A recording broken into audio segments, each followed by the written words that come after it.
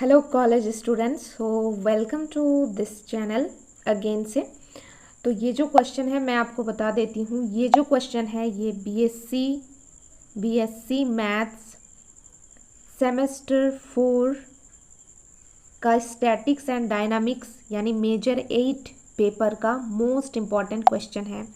That is state Kepler's first, second and third laws. तो चलिए शुरू करते हैं without wasting a little bit time. Let's get started. उसके पहले छोटा सा रिक्वेस्ट, अगर आपने चैनल को सब्सक्राइब नहीं किया है अभी तक तो चैनल को कर लीजिए सब्सक्राइब, बिकॉज आप काफ़ी बेनिफिट में रहेंगे। बिकॉज मैं ऐसे ही यूज़फुल और इम्पॉर्टेंट क्वेश्चन शेयर करती रहती हूँ। और उसके साथ ही इसके पहले वाले इम्पॉर्टेंट क्वेश्चन देखने के लिए आप डिस्क्रिप्शन बॉक्स चेक कर सकते हो, वहाँ पर लिंक है प्लेलिस्ट का, ठीक है।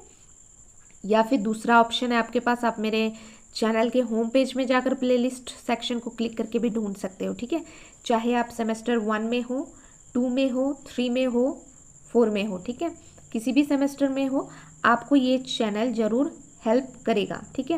और कोई भी टॉपिक हो तो आप मुझे सजेस्ट भी कर सकते हो कि आपको किस टॉपिक पे वीडियो चाहिए, ठीक है, मैं बना दूंगी। सो सबसे पहले बात करते हैं केपलर्स फर्स्ट लॉ की। देखिए क्या है, all the planets revolving around the sun on a fixed elliptical orbit while the sun lies any of the foci। ये है हमारा केपलर्स फर्स्ट लॉ।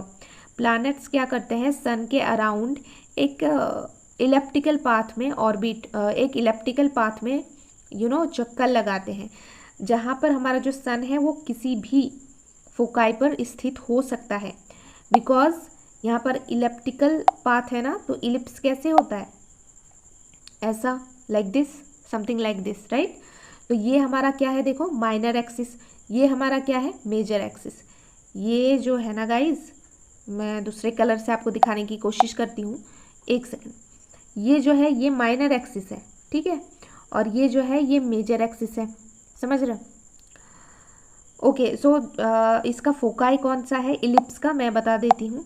ये इसका फोकाई है F1, ये F2, ठीक है।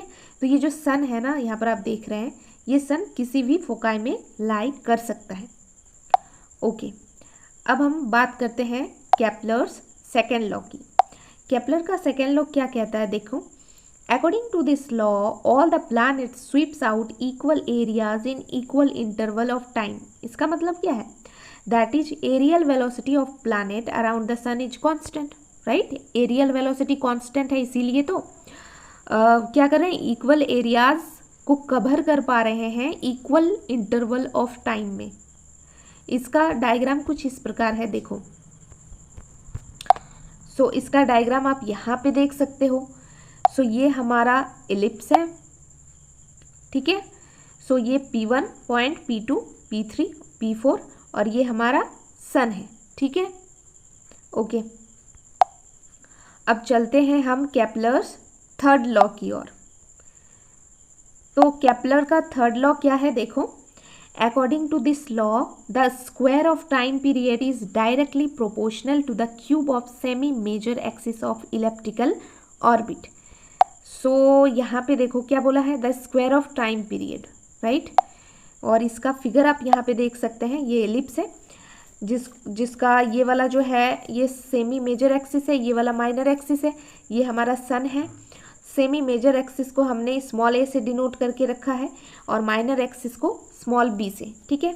अभी आपने इसके डेफिनेशन, यानी डेफिनेशन नहीं कह सकते, इसके स्टेटमेंट में आपने देखा कि क्या है केपलर्स का थर्ड लॉ, कि the square of time period, T यहाँ पर क्या है, टाइम को शो कर रहा है, is directly proportional to the cube of semi major axis. So t square is directly proportional to a cube. So t square is equal to proportionality के sign हटता है तो हमारे पास एक कांस्टेंट आता है, तो k a क्यूब। अब यहाँ से ध्यान से देखो, ये सिंपल मैथ्स है, ये मल्टीप्लाई में है ना a cube, k a cube का मतलब क्या है बताओ, k इंटू में a क्यूब, राइट। अब हमें चाहिए k का मान, सो k इज इक्वल टू ये t स्क्वायर, और a क्यूब तो मल्टीप्लाई में है, उस साइड गया तो डिवीजन में आ गया, so t square by a cube बराबर K. So T square by a cube बराबर के क्या है, कांस्टेंट है। सो ये हमारा था थर्ड लॉ। इसी के साथ हमारा ये क्वेश्चन कंप्लीट होता है। मिलते हैं नेक्स्ट इंपॉर्टेंट क्वेश्चन के साथ। सो तब तक पढ़ो।